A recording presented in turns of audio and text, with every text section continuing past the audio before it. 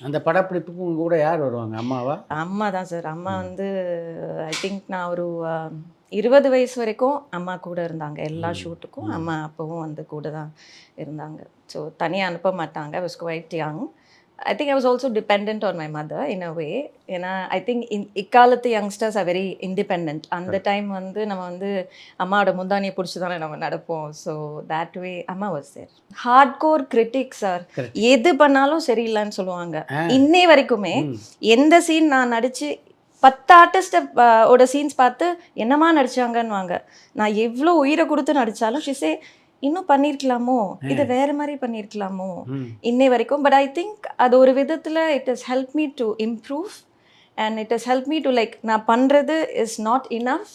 இன்னும் நெறையா சாதிக்கணும், இன்னும் நெறையா பண்ணணும் அப்படின்ற அந்த ஒரு வெறி வந்து ஐ திங்க் அம்மாவோட இந்த கிரிட்டிசிசம்னால தான் வந்து மோட்டிவேஷன். ம். அந்த மோட்டிவேஷன் அண்ட் கிரிட்டிசிசம்னால தான் வந்தது சார்.